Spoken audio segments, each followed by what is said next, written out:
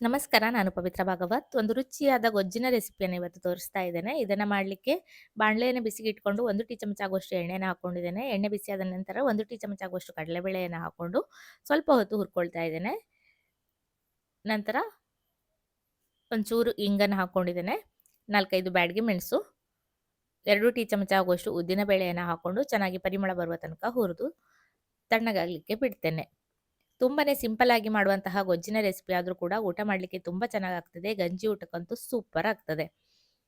ತಣ್ಣಗಾದ ನಂತರ ಮಿಕ್ಸಿ ಜಾರಿಗೆ ಹಾಕೊಂಡಿದ್ದೇನೆ. ನಂತರ ಹುಣಸೆ ಹಣ್ಣು,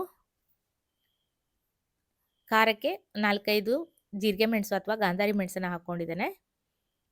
ರುಚಿಗೆ ಬೇಕಾಗುವಷ್ಟು ಉಪ್ಪು, ಫ್ರೆಶ್ ಆಗಿ ತುರಿದಿರುವಂತಹ ಕಾಯಿ 1 ಕಪ್ ಆಗುವಷ್ಟು ಇದೆ. ಸ್ವಲ್ಪನೇ ನೀರನ್ನು ಸೇರಿಸಿ ಗಟ್ಟಿಯಾಗಿ ನುಣ್ಣಗೆ ರುಬ್ಕೊಳ್ಬೇಕು. ಒಂದು ಪಾತ್ರೆಗೆ ತೆಗೆದಿಟ್ಕೊಂಡಿದ್ದೇನೆ. ಈಗ ಒಗ್ಗರಣೆಯನ್ನು ಮಾಡಲಿಕ್ಕೆ 1 ಟೇಬಲ್ ಚಮಚ ಆಗುವಷ್ಟು ಎಣ್ಣೆಯನ್ನು ಬಿಸಿಗಿಟ್ಕೊಂಡು 15, 20 ಬೆಳ್ಳುಳ್ಳಿಯನ್ನು ಸ್ವಲ್ಪ ಹೊತ್ತು ಹುರಿದು ಸಾಸಿವೆ, ಉದ್ದಿನ ಬೇಳೆಯನ್ನು ಹಾಕೊಂಡು ಸಾಸಿವೆ ಎಲ್ಲ ಚಟಪಟ ಆದ ನಂತರ ಕೊನೆಯಲ್ಲಿ ಕರಿಬೇವು, ಒಣಮೆಣಸನ್ನು ಹಾಕಿ ಒಗ್ಗರಣೆಯನ್ನು ಮಾಡಿಕೊಂಡು ಮಾಡಿಟ್ಟಿರುವಂತಹ ಗೊಜ್ಜಿಗೆ ಹಾಕೊಂಡ್ರೆ ರುಚಿಯಾದ ಸಿಂಪಲ್ ಆದ ಆಟದ ಗೊಜ್ಜು ರೆಡಿ ಆಗ್ತದೆ. ಇದಕ್ಕೆ ಈರುಳ್ಳಿಯನ್ನು ಬೇಕಾದರೆ ಹಚ್ಚಿ ಹಾಕ್ಬೋದು. ಖಂಡಿತ ನೀವು ಟ್ರೈ ಮಾಡಿ. ಇಷ್ಟ ಆದರೆ ವಿಡಿಯೋಗೆ ಲೈಕ್ ಮಾಡಿ, ಚಾನಲನ್ನು ಫಾಲೋ ಮಾಡಿ.